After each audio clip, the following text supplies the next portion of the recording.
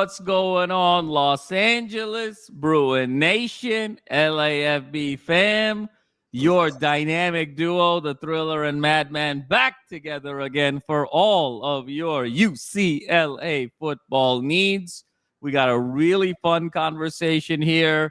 Perhaps a front runner in this head coaching search starting to emerge, particularly after our last conversation with Wayne. We're going to preview the Michigan State game. But first and foremost, and always, my brother, Will the Thrill Decker, the man, the myth, the legend. How we doing, brother? How's the last few days been?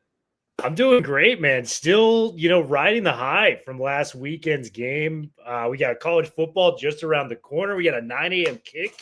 It's going to be early. We're going to be breaking down some of the Michigan State game. But this article has got me the most excited about all those things we just listed. So, dude, I cannot wait to talk to you about it. I had to ping you today. Like, did you read this? We got to talk about this ASAP.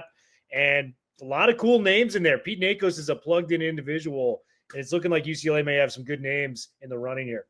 No question about it, Thriller. Hashtag plugged in Pete, maybe is the new name for Mr. Nikos. Yeah. And ironically enough, Thriller, right? I mean, we were scheduled to have Pete Nikos on the show just a couple of weeks ago and really excited about having him on here soon as well. I know he had indicated to us, he's like, guys, I've got some things in the work. I'm sort of working on some things. Some things are cooking. As they marinate, I'm going to kind of come on the show. Well, marination indeed, Thriller. We can check that on the microwave that some marination has taken place. Pete Nikos, great article published this morning as of the recording here on Thursday night, laying out some candidates for the UCLA head coaching search. A lot of reputable sources that Pete Nikos has always had, obviously unnamed sources, but you got to believe that Nikos has a very nice, I think, pathway and link into the mind and the mentality of this new football search committee. And I think by all indications, Thriller, they're thinking big. We had Wayne on just a couple days ago. He was alluding to it. He really liked what he was hearing about the mentality of this search committee. And clearly, they're starting to think big. Some big names, Thriller, on this list, headlined by Jed Fisch, who is someone you and I have talked ad nauseum, it feels like. What a fit he would be at UCLA. Someone who has coached, in Los Angeles. He was interim at UCLA. He was on the Rams coaching staff. Someone that wants to desperately coach at UCLA. He was really sort of heartbroken when he didn't get the job back then, and the job went to Chip Kelly. I think very much was eager to be in the running in the post-Chip Kelly era. We know the incredible job he did in Arizona over 3 years. I mean, first year he was 1-11. By the end of the third year, 10-win team, won the Alamo Bowl. Best year in Arizona football history, really, the last 75 years. A guy who is charismatic, incredible recruiter, I think understands quarterbacks, understands how to build a culture, understands how to build on both sides of the ball. Would just be an ideal fit between personality, market in Los Angeles, ability to recruit, and then everything that comes around with the UCLA ecosystem.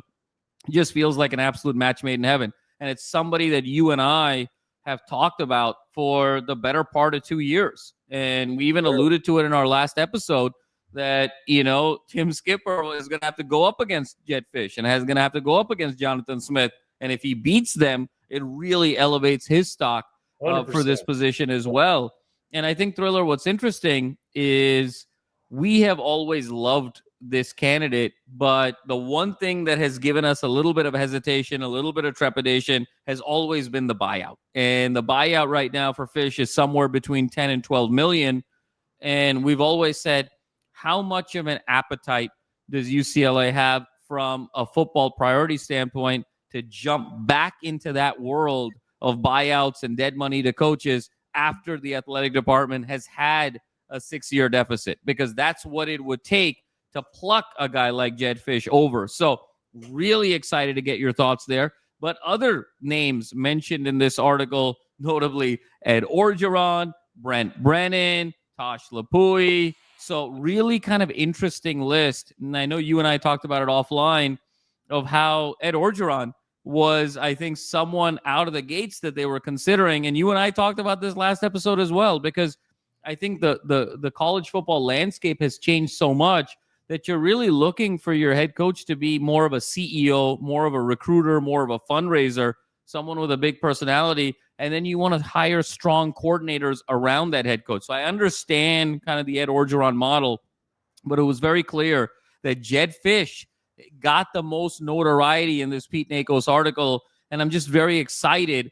It may happen. It may not happen. It's early.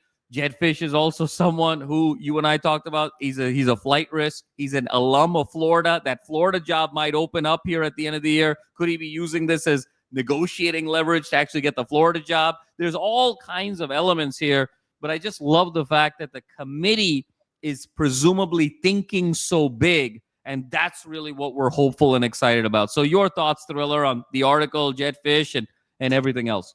Yeah, I think it's really encouraging because I think it shows that the committee as a whole is thinking big, and that's all you want as UCLA fans. Of the potential candidates that I think would have interest in UCLA, Fisch has been at the top of our list for a long time. You know, I retweeted a tweet I had from like November of 2023 today talking about that was my dream candidate when the wheels were kind of starting to fall off for Chip back in the day. He ultimately left Arizona for Washington at that point, where he made a bowl game last year. He went 500, but this guy, I just love everything about this guy. And he is a program builder. Like what he did at the University of Arizona, they went 0-12. Kevin Sumlin flames out there. Someone's got to take the baton and kind of build back Arizona through sheer hard recruiting, through offensive scheming, through finding the right fit in players. He was able to get them from 0 wins to about 10 wins in a 2.5-year span, which I think is an incredible show of progress. And that was, Pac-12. This wasn't the Big 12 Arizona team. That was Pac-12 with your Oregons, your SCs, your Utahs back in the day. So I think he's a phenomenal talent. I also remember some of the recruits he got. It was a shock when Tetaroa McMillan out of Servite here in Anaheim committed. He was like a top 30 prospect in the entire country. And like, they just got Tetaroa McMillan. They just won a game last year. Like, how is this even possible? That's the type of presence that this guy possesses. And you look at some of the places he learned from. Like, he coached with Pete Carroll on the Seahawks in 2010. He coached at the University of Michigan with Jim Harbaugh. He coached with McVay, like you said, with the Rams. Those are 3 of the best coaches in the entire sport. I love people that have learned from the greats and applied it in their own elements. And I think with all of those teaching moments that Jed Fisch has had, his time is ready to come. And, there's rumors about how much he wants to come back to Southern California. I know a lot of the University of Arizona fans actually have, reached out and said, hey, man, like Jed Fisch has always been interested in UCLA. It's interesting to see how this may happen. I know he's at Washington right now, but that was the kind of unknown secret, back with, people in Tucson was like Jed Fisch wants to be in LA. So it's a big deal. Can we land him? I think that's still yet to be determined, but the fact that we're going after him and the 3 pillars they laid out, the connections to Los Angeles, Fisch has a great tie to Casey Wasserman, and just kind of his ability to be back at UCLA as a whole. I don't know. I think it's a home run, man. But let me pivot back to you on this question. Out of the other 3 or 4 names they listed, Orgeron, Dave Aranda from Baylor, Brent Brennan, who's currently at Arizona, which is kind of a weird sliding doors moment given the Jed Fisch history there, and Tosh Lupoy, the defensive coordinator at Oregon. Which one of those 4 would you like the most if Fisch isn't the guy? Yeah, no, it's a really good question, Thriller. And, couldn't agree with you more on Fisch. Just the match made in heaven. And I think the fact that his connection with Wasserman is so strong, huge. You get that feeling that Casey is sort of pushing this.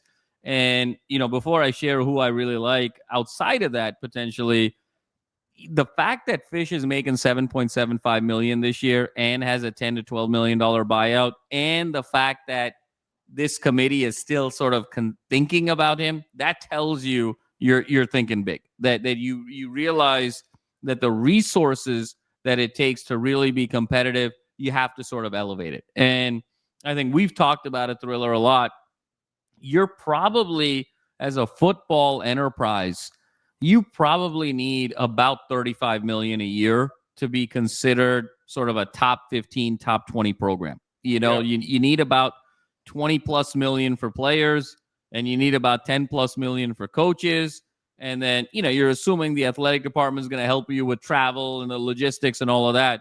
But then when you add some of these other elements, the nutritional elements, the training and development elements, you know, this is a $35 million operation to just kind of get you into the top 20. And so I think what I'm most excited about is this committee, because it's small, number one, and number two, it's just the best of the best. You know, when you talk about Casey is a tycoon when it comes to business. Bob Myers is a tycoon when it comes to organizational development in sports.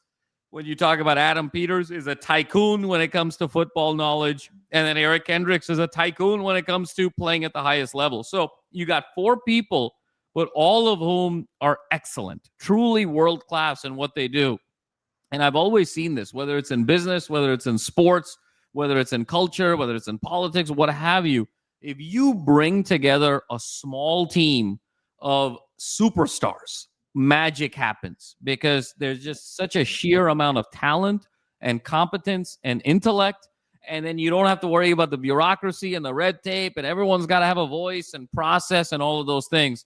And so the fact that this committee is small and so excellent, we're starting to sort of realize it. Now, look, it's one article, and so it's one data point, you know, but Nikos is a very reputable source. He's like the Ian Rappaport, Adam Schefter of college football. Totally, so when he says something like this holds weight. That's the point of that article, you know? No, and so Thriller, to get back to your question, of those other names, you know, I was the one, ironically enough, on the last show who was talking about Orgeron, right? And saying that was sort of a model. SC sort of missed it. So it was kind of funny to hear Nikos talk about Orgeron. I agree with you. I think the Ed Orgeron cachet, I think he would be still a phenomenal recruiter. I think you would need to have really strong coordinators around him. Yeah, but I think the game has changed some. In terms of even his skill set, you know, I think Orgeron would just be your ideal recruiting coordinator, or, you know, the guy who's sort of your GM of recruiting. Lapoy is the one, Thriller, who's fascinating to me, because I think he is a rising coordinator. He's an incredible recruiter himself with deep West Coast ties, high energy. And if you sort of go back on the show, when DeShaun was first let go, you know, I had said, look, Fisch and Smith were two guys that we would target, but the buyout is a cloud. And then I had said, look, White and Lynn are going to be two names that you're going to hear about right away. But don't be surprised if with that list, it's going to be a series of offensive and defensive coordinators from some of the top teams. You know, your Oregons, your Texases, your Georgias, and whatnot. And Tosh fits that bill to the T. My one question, Thriller, is he's been in some really high-intensity environments. He's super energetic, great recruiter. I think schematically on defense, he's phenomenal. But there's been a couple of dust-ups, you know, with players, with the program. I just don't know how much that will align with Bruin values, with the UCLA culture. And I just wonder a little bit whether the personality is right. But in terms of Tosh, I just love everything on the field. I'm just slightly concerned about what's going on off the field. Not that it's been big incidences or big items or anything like that, but there's been remnants of enough things over the course of his career where you wonder, is UCLA culturally kind of the right fit for his personality? So for that reason, to me, it's just such a gap between Fisch and everybody else on that list. Yeah, I think Lupoy really represents like a diehard SEC fan base. Like, that would be kind of his area to go to. But you know what I just thought of, which would be really interesting? What if two coaches on that initial list team up? Because if you remember, Dave Aranda was the defensive coordinator for Orgeron at LSU when they won the national championship. What if Aranda takes the head coaching job and you bring back Eddie O to coach the defensive line, or, you know, back on the defensive coordinator side of things? How cool would that be? You know, just from a football standpoint and the history kind of involved in that. No, it would be incredible, because, you know, there's also sort of on a couch right now saying, how do I get back into coaching? Like, totally. I could see him taking like a flyer for a year or two to maybe come out. And, he's lived in LA before. He was the SC guy for so long. It would be weird to see him on a UCLA sideline. Especially considering how much he loved Sissy USC. Blue, we all remember that. We remember it. So it'd be really fun to think about. But, Thriller, that's sort of the world of sports that we live in, of this day and age, these last 8 to 10 years.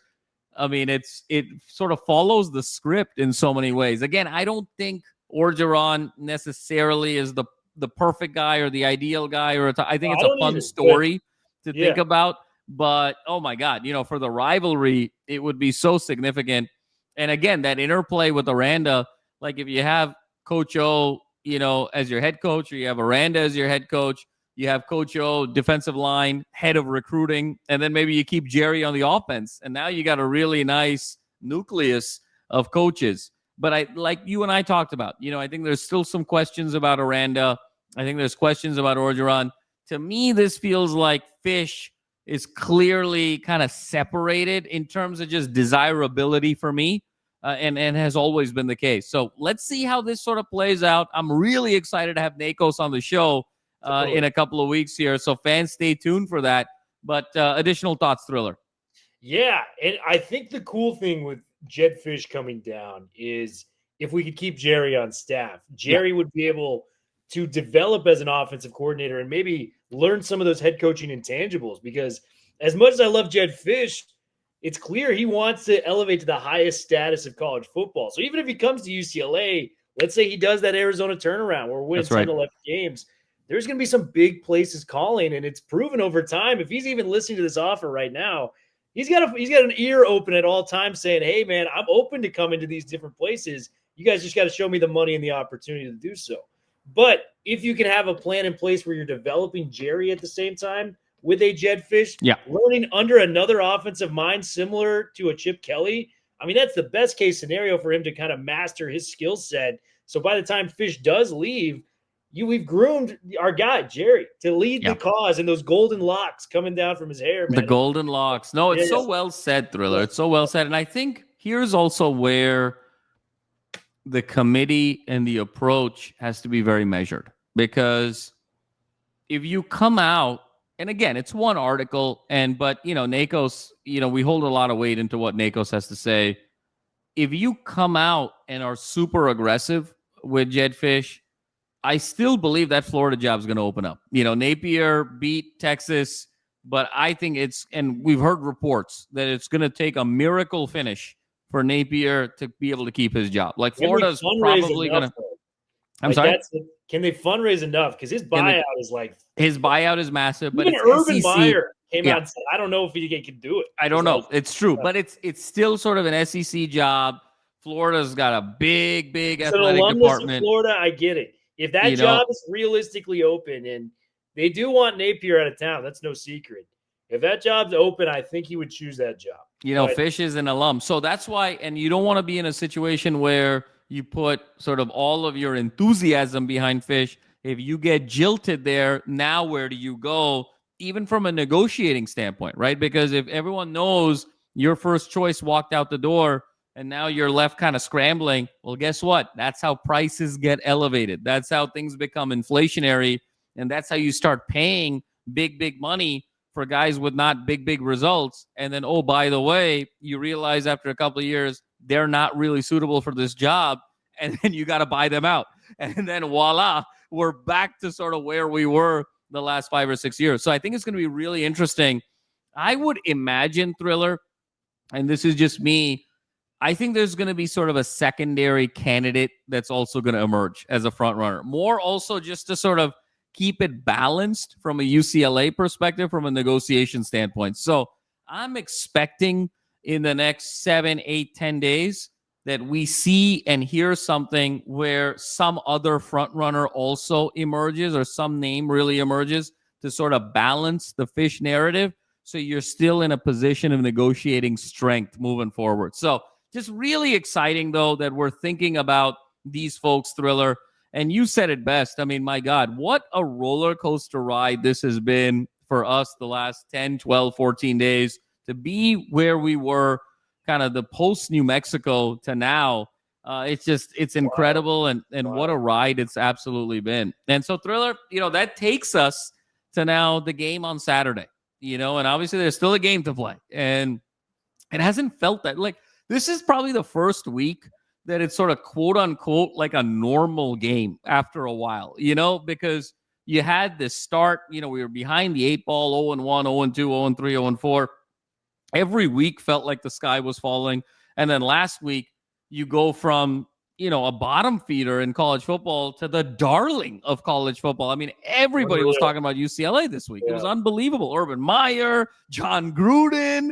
I mean, everybody was talking about UCLA this week. So we finally kind of get to maybe a place of normalcy here with Michigan State. And Thriller, really curious to get your thoughts on this game. Michigan State kind of comes in here winless in the Big Ten. They got off to a really nice start, a couple of, non-Power 4 wins, and then they had that big overtime win at home against Boston College. Now they come back, kind of some back-to-back losses here between USC, between Nebraska. Aiden Childs, their quarterback, Mekhi Frazier, running back, and they got two really, really good receivers in Omari Kelly and Nick Marsh.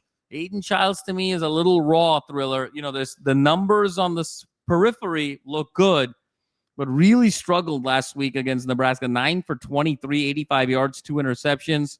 And then against SC, he was 12 for 21 with 212 yards, 3 touchdowns. But there were 2 coverage busts in that game. There was a coverage bust right at the beginning of that game and right at the end of that game. So he had 2 completions on 2 coverage busts that were about 120 yards and 2 touchdowns. So you take that away, and for the vast majority of that game, he was kind of at 90 yards passing. So these sort of last 2 losses, he hasn't even really crossed 100 yards passing.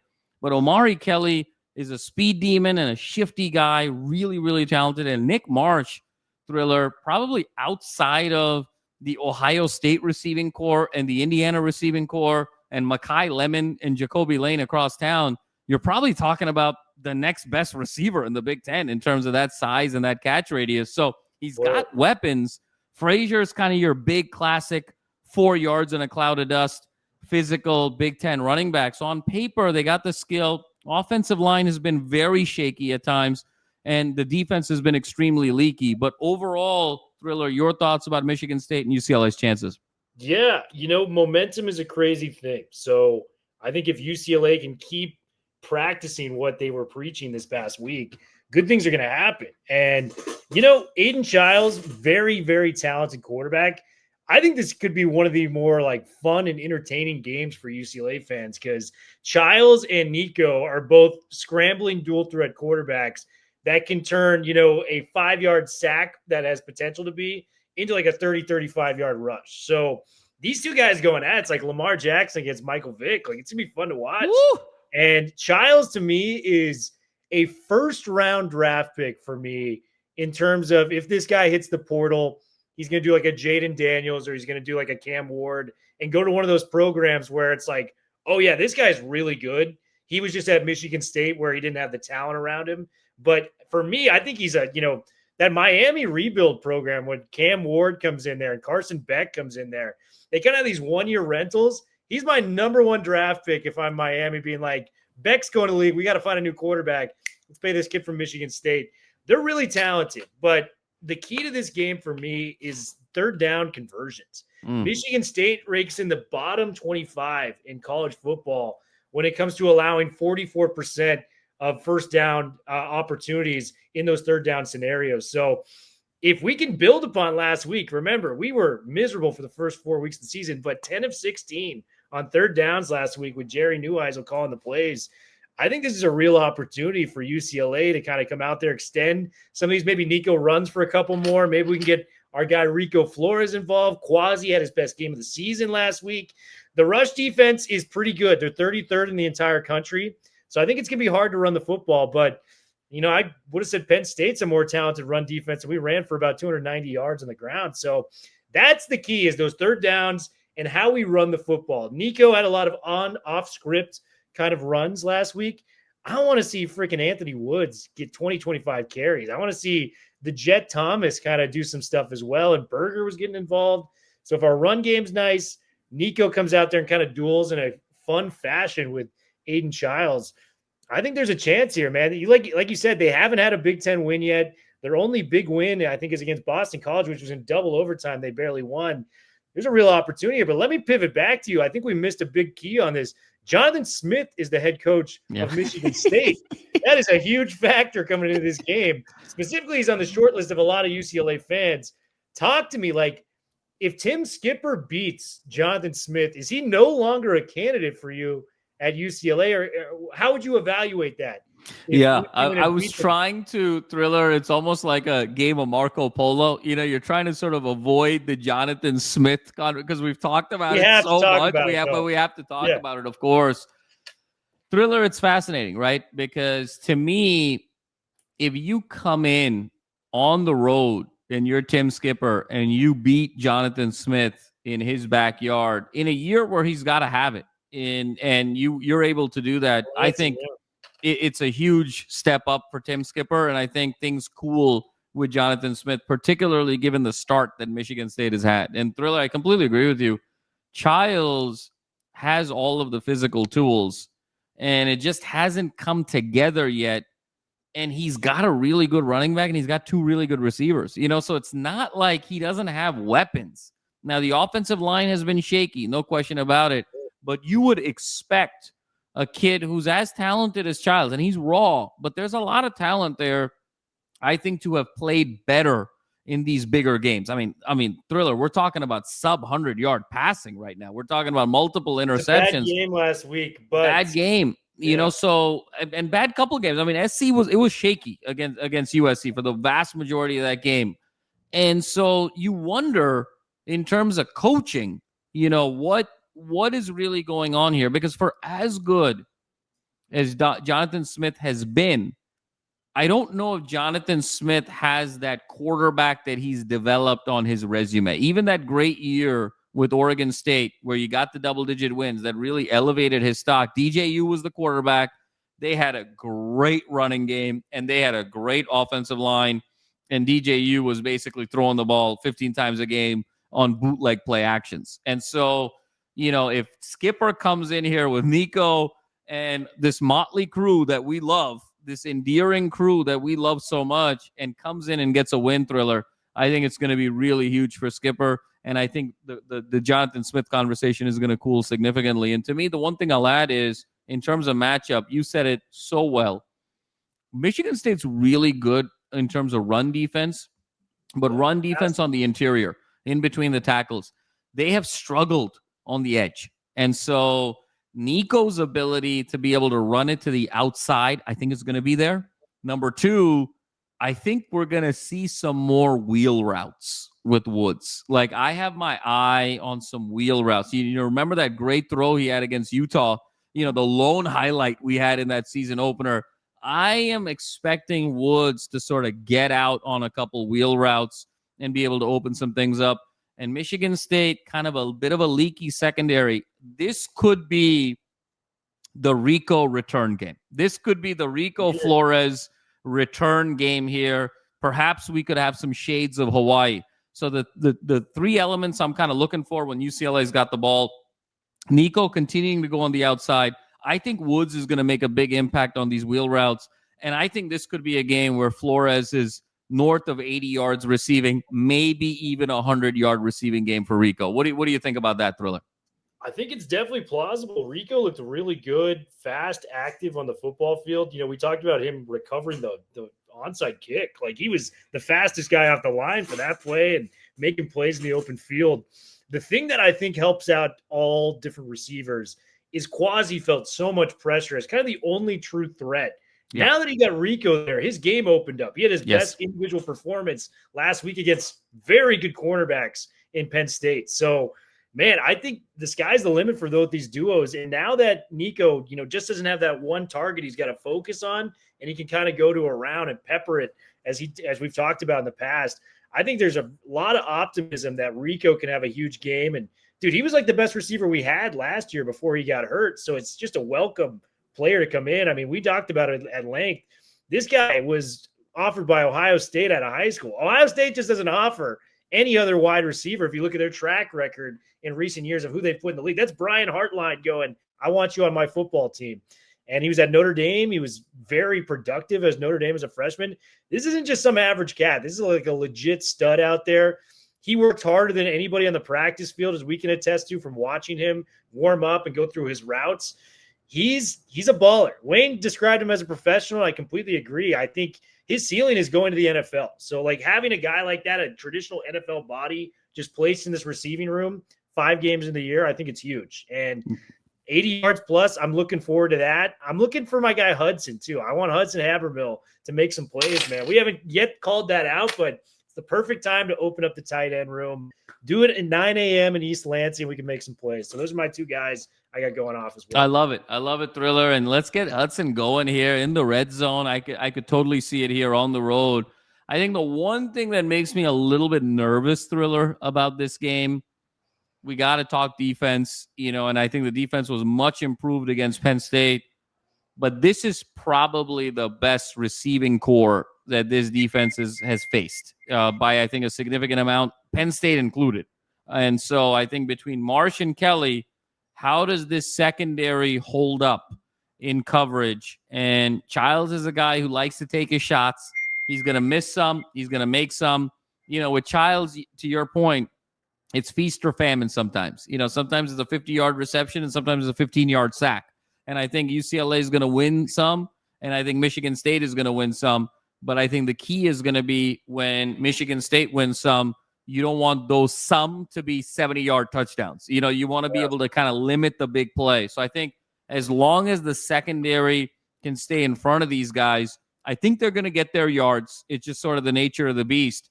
But I think if you can kind of limit the big play from a top-end perspective, get tight and tighter in the red zone, and be opportunistic when you can, I think there's a great opportunity here, Thriller. UCLA is an 8.5-point underdog on the road. I'm telling you, I'm feeling really good here. There's a new energy. There's a new revival. I got UCLA upsetting the Spartans of Michigan State, sending Jonathan Smith home and out the door in terms of this coaching search. I got the Bruins 34-27 on the road. Get that second Big Ten win.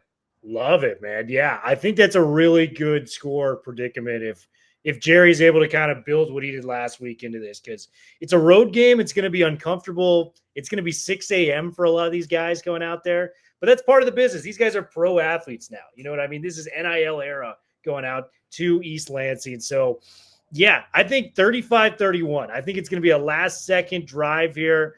Nico's going to keep that magic going, and we're going to be the talk of college football again this week going, man, UCLA's won 2 in a row with this Tim Skipper and Jerry guy. Let's see what they can do for the rest of the year. I agree.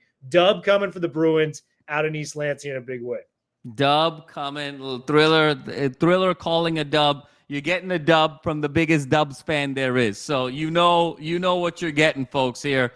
But Thriller, it's going to be so exciting. We're going to be glued to the TV. Let's see what happens. And as always, LAFB fans, we got all the coverage post-game. We're going to break it all down for our Bruins, hopefully to go to 2-4 and become the talk of college football yet again this week. Get that winning streak going, perhaps go to 2-1 in the Big Ten, and then all these possibilities of optimism continue. So before we sign off, obviously we got to pay the bills around here. You see the Sleeper app on the bottom.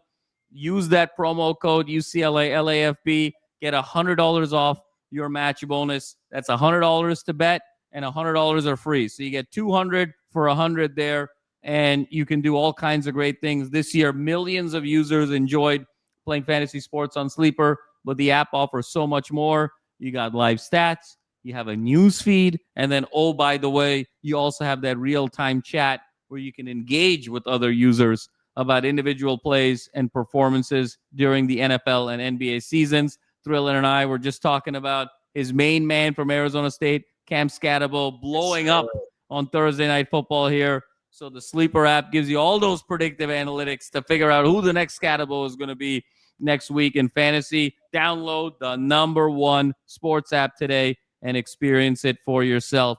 And tell them the guys at LAFB sent you. Well, Thriller, another great one in the books. And Bruin fans, let's support our team out there. East Lansing is a tough place to play, but we're riding high with a ton of momentum, a ton of team unity, a new team culture, and a can-do attitude. where we feel like we can do anything. So this is a great week, as we always say, to be loud, to be proud, to be passionate, Bruins. And as always, Forza forever.